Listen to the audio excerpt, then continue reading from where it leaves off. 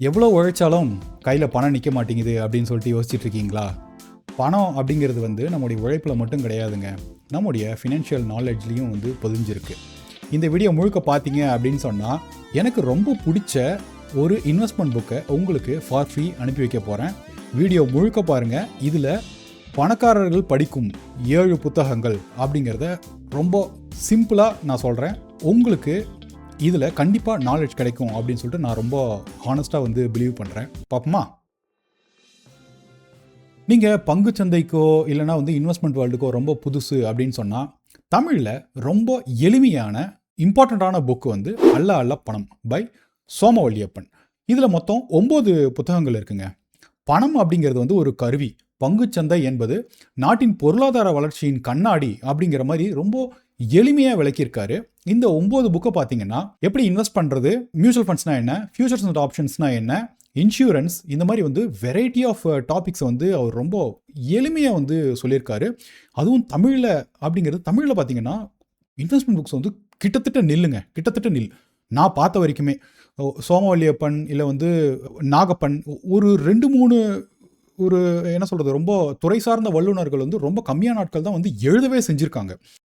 விலைங்கிறது வேறு, மதிப்பு அப்படிங்கிறது வேறு அப்படிங்கிறத ரொம்ப சிம்பிளாக சொல்லியிருக்காங்க. அதாவது கூட்டத்தோட ஒரு கோவிந்தா போடாமல் சேமிப்பை நீங்கள் முதலீட்டாக மாற்றுவது தான் முதல் படி.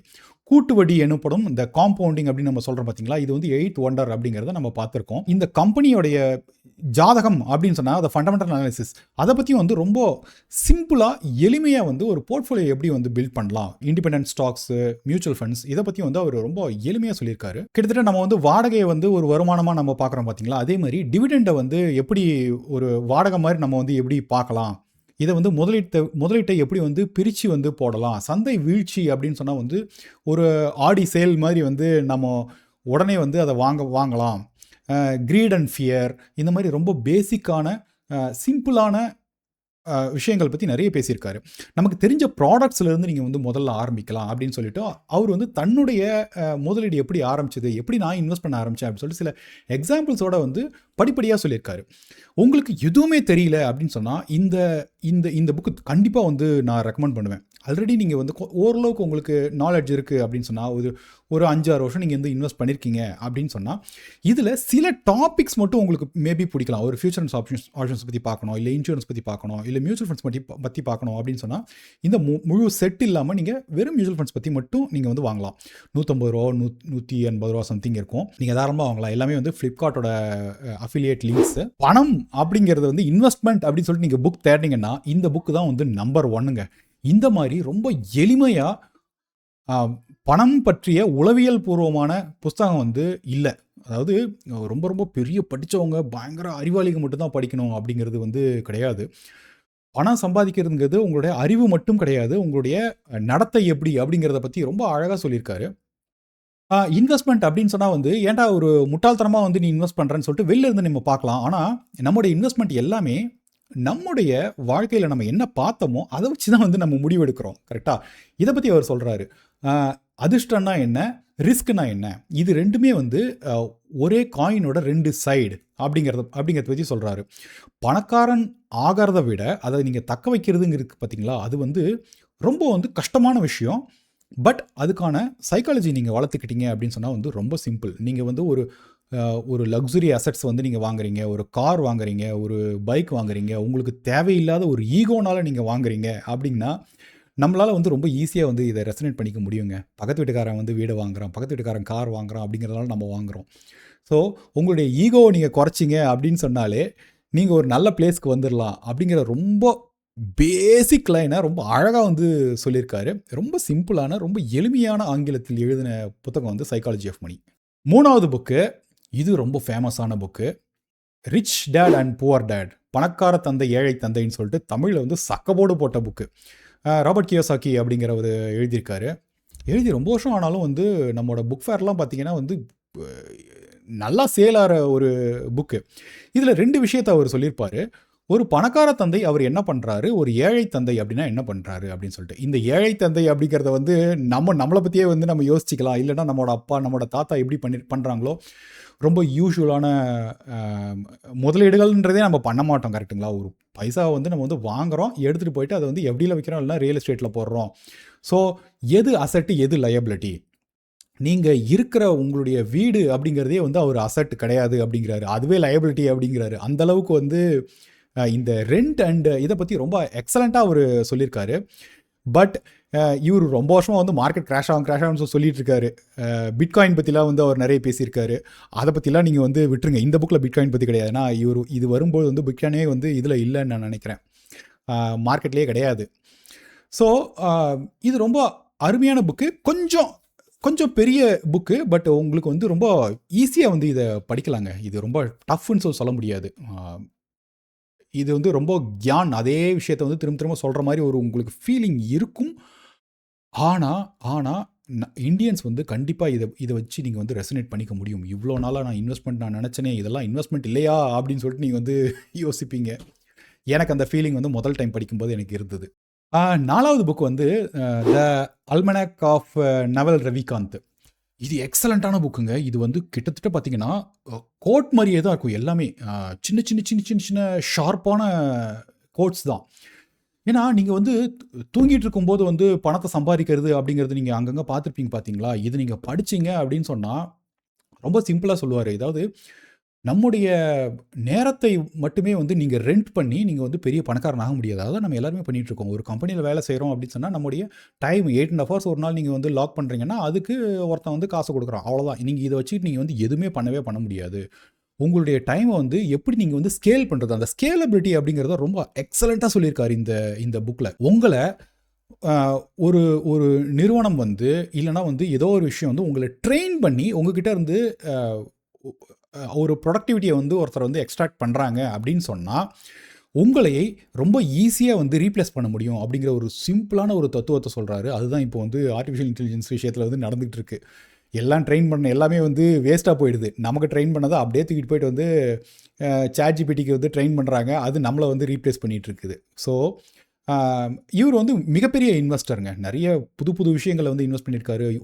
உபர்லாம் பார்த்தீங்கன்னா வந்து ஒரு அதோட முதல் இதிலேருந்தே வந்து இன்வெஸ்ட் பண்ணியிருக்காரு. ரொம்ப நல்லாயிருக்கும். இவருடைய டிவிலையும் வந்து இவரோட இன்டர்வியூஸ்லாம் நீங்கள் பாருங்கள். டைம் அப்படிங்கிறத வந்து ரொம்ப ப்ரீஷியஸ். இதை வந்து எப்படி நீங்கள் லீவரேஜ் பண்ணி எவ்வளோ வந்து நீங்கள் வந்து பெரிய ஆளாக முடியும் அப்படிங்கிறத ரொம்ப அருமையாக சொல்லியிருக்காரு. இது நீங்கள் வந்து பயப்படவே வேண்டாங்க. இதெல்லாம் நான் தமிழில் இல்லையே, நீங்கள் தமிழில் கூட படிக்க வேண்டாம். எனக்கு தெரிஞ்சு நீங்கள் இங்கிலீஷ்லேயே வந்து தாராளமாக படிக்கலாங்க.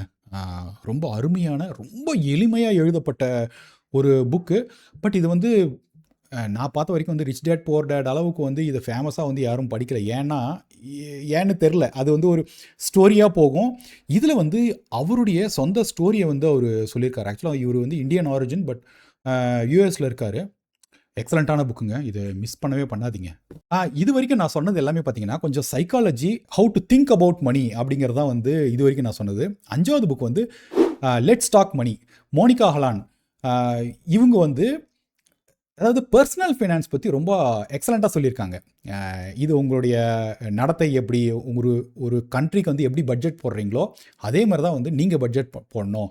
கேஷ் ஃப்ளோ அப்படிங்கிற ஒரு ஸ்ட்ராங்கான கீவேர்டை வச்சுக்கிட்டு வந்து இவங்க ஆரம்பிக்கிறாங்க.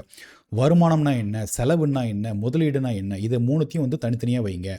எஸ்ஐபி அப்படிங்கிற ஒரு ஹேபிட் வந்து நீங்கள் வளர்த்துக்கணும். இன்சூரன்ஸ் அப்படிங்கிறது வந்து முதலீடு கிடையாது. யூலிப் பற்றி, என்டோமெண்ட் பற்றி. இன்சூரன்ஸ் அப்படின்னு சொன்னால் வந்து அதுலேருந்து நீங்கள் ரிட்டர்ன்ஸ் பார்க்காதீங்க அப்படிங்கிறத ரொம்ப எளிமையாக ஸ்டெப் பை ஸ்டெப்பாக உடச்சி சொல்லி குட்டியாக இருக்கும். இது ரொம்ப வந்து பயங்கரமாக கஷ்டமான ஒரு எக்ஸாம்பிள்ஸ்லாம் சொல்லாமல் தன்னுடைய ஃபேமிலி மெம்பர்ஸ் பற்றி அவங்களாம் வந்து எப்படி பார்க்குறாங்க அப்படிங்கிறத ரொம்ப எக்ஸலண்ட்டாக சொல்லியிருக்காங்க. இவங்க வந்து செபி போர்டெலாம் வந்து இருந்திருக்காங்க. நிறைய பர்சனல் ஃபினான்ஸ்க்கான வீடியோஸ் நீங்கள் பார்த்தீங்கன்னா மோனிகா ஹாலான் நடிச்சிங்கன்னா எல்லா இடத்துலையும் இருப்பாங்க. ரொம்ப எளிமையாக பேசுகிற ஒரு இது. ஸ்டாக்ஸ் பற்றி ஜாஸ்தி இருக்காது. இதில் பார்த்தீங்கன்னா மியூச்சுவல் ஃபண்ட்ஸ் பற்றி தான் ஜாஸ்தி பேசுவாங்க. 6வது புக்கு இவங்க வந்து ஃபஸ்ட்டு லெட்ஸ் டாக் மணி அப்படின்னு சொல்லிட்டு எழுதினாங்க. அடுத்த எடிஷன் லெட்ஸ் டாக் மியூச்சுவல் ஃபண்ட்ஸ்னு சொல்லிட்டு தனியாக மியூச்சுவல் ஃபண்ட்ஸ் பற்றி அவங்க வந்து இதில் சொல்லியிருக்காங்க. அதாவது ஒரு சாமானியன் வந்து செல்வம் சேர்க்க ரொம்ப சிறந்த வழி அப்படின்னு சொன்னால் வந்து மியூச்சுவல் ஃபண்ட்ஸ் தான். இதை பற்றி நீங்கள் தெளிவாக புரிஞ்சுக்கணும். ஸோ கொஞ்சம் கொஞ்சமாக நீங்கள் எஸ்ஐபி ஆரம்பிச்சிங்க அப்படின்னு சொன்னால் வந்து how big it can get அப்படிங்கிறத பற்றி ரொம்ப நிறைய எக்ஸாம்பிள் சொல்லியிருப்பாங்க. நீங்கள் வந்து ஆன்லைனில் யூடியூப்பில் ஒரு மாதிரி அங்கங்கே பார்த்து வந்து ஒரு மாதிரி ஒரு மைண்ட் இருக்கும் பார்த்தீங்களா? இது வந்து நீங்கள் ஆல்ரெடி இன்வெஸ்ட் பண்ணிட்டுருக்கீங்க அப்படின்னாலும் கூட இந்தியன் கான்டெக்ஸ்டில் இது நீங்கள் கண்டிப்பாக படிக்கணும் அப்படிங்கிறது என்னோடய வியூ. ஏன்னா இப்போ வந்து அடுத்த 3 வருஷத்துக்கு உங்களுக்கு வந்து ஏதாவது பைசா தேவைப்படும். இது வந்து ரிஸ்க் பெருசாகவும் எடுக்க முடியாது. ஆனால் எனக்கு ஒரு 2% ஜாஸ்தியாக இருந்தால் வந்து எந்த இடத்துல இன்வெஸ்ட் பண்ணலாம்? கன்சர்வேட்டிவ் ஹைப்ரிட் ஃபண்டில் இன்வெஸ்ட் பண்ணலாம். இது வந்து ஒரு ஐஸ்கிரீம் மாதிரி, அதாவது ஒரு என்ன சொல்கிறது, ஒரு கேக்கு அதோட சேர்த்து ஒரு சின்ன ஐஸ்கிரீம் மாதிரி வந்து நீங்கள் கன்சர்வேட்டிவ் ஹைப்ரிட் ஃபண்ட்ஸை யூஸ் பண்ணலாம். உங்களுக்கு கேக் மட்டும்தான் கிடைக்கும். ஆனால் அதில் ஒரு சின்னதாக ஒரு 1% 2% ஜாஸ்தி ரிட்டர்ன்ஸ் வேணும் அப்படின்னு சொன்னால் வந்து நீங்கள் இந்த மாதிரி கன்சர்வேட்டிவ் ஹைப்ரிட் ஃபண்ட்ஸை யூஸ் பண்ணலாம். ரொம்ப ப்ராக்டிக்கலான சொல்யூஷன்ஸ் உங்களுக்கு நிறைய இதில் கிடைக்கும். இதை பொறுத்த வரைக்கும் வந்து பெருசாக சைக்காலஜி கிடையாது. But how to do on your own அப்படிங்கிறத பற்றி இதில் ரொம்ப அழகாக சொல்லியிருப்பாங்க. அதுக்கப்புறம் கடைசியாக last but not the least, இது வந்து கிட்டத்தட்ட ஒரு பைபிள் மாதிரி. வாரன் பெஃபெட்டோட குரு பெஞ்சமின் கிரஹாம் இவர் எழுதினது தி இன்டெலிஜென்ட் இன்வெஸ்டர் அப்படின்னு சொல்லிட்டு. அதாவது உங்களுடைய அசலை வந்து நீங்கள் பாதுகாக்கணும் அப்படிங்கிறது தான் வந்து ஃபஸ்ட்டு பாயிண்ட்டு. சந்தையோட ஏற்ற இறக்கங்களை பற்றி நீங்கள் வந்து பயப்படக்கூடாது. கீழே இறங்கினா வந்து பிளட் ஆன் த ஸ்ட்ரீட் அப்படின்னு சொன்னால் நீங்கள் வந்து அதை போய் வாங்கணும் அப்படிங்கிறதெல்லாம் வந்து இதுதான் எழுதியிருக்காரு. கிட்டத்தட்ட எனக்கு 100 வருஷத்துக்கு முன்னாடி எழுதுனது வந்து இன்னும் கூட எல்லாரும் படிக்கிறாங்க அப்படிங்கிறது ரொம்ப ஆச்சரியம். இது வந்து ரொம்ப ஹெவியான புக். மெதுவாக நீங்கள் வாங்கி வச்சுக்கிட்டு பொறுமையாக 2-3 வருஷம் கூட உட்காந்து நீங்கள் அதை படிக்கலாம். அந்த மாதிரியான புஸ்தகம் நான் சும்மா வச்சுருக்கேன். பட் அப்பப்போ எடுத்து வந்து நான் ஒரு கிளான்ஸ் மாதிரி படிச்சுக்கிட்டே இருப்பேங்க. ஸோ ரொம்ப ஹெவி ரீடிங் உங்களுக்கு பிடிக்கும் அப்படின்னு சொன்னால் அந்த காலத்து பேலன்ஸ் ஷீட்லாம் வந்து போட்டு எழுதியிருக்காங்க. ஸோ உங்களுக்கு பிடிச்சது அப்படின்னு சொன்னால் கண்டிப்பாக இதை நீங்கள் வந்து வாங்கி படிக்கலாம். ஸோ உங்களுக்கு நான் புக்கு அனுப்பணும் அப்படின்னு சொன்னால் நீங்கள் பண்ண வேண்டியதெல்லாம் இதுதாங்க. முதல்ல இதுக்கு ஒரு லைக்கை போடுங்க, சப்ஸ்கிரைப் பட்டனை அடிச்சு விடுங்க. அதுக்கப்புறம் இந்த 7 புக்கில் எந்த புக்கு நீங்கள் படிச்சிருக்கீங்க, ஏன் அது உங்களுக்கு பிடிச்சிருக்கு அப்படிங்கிறத ஒரு 3 லைனில் எழுதுங்க. ஜஸ்ட்டு நீங்கள் வந்து தயவுசெய்து இந்த கூகுள் ஜெமினிலாம் வந்து பண்ணாதீங்க. எங்கேயாவது டவுன்லோட் பண்ணி பிடிஎஃப்பில் படிச்சிங்கனாலும் ஓகே தான். படிச்சுட்டு எனக்கு நீங்கள் வந்து எழுதுங்க. ஒரு 3 லைனில் எழுதுங்க. எனக்கு ரொம்ப பிடிச்சிருக்கு அப்படின்னு சொன்னால் நான் அதை செலக்ட் பண்ணி உங்களுக்கு எனக்கு ரொம்ப ரொம்ப பிடிச்ச ஒரு இன்வெஸ்ட்மெண்ட் புக்கு நான் உங்களுக்கு அனுப்ப போகிறேன். தேங்க்யூ.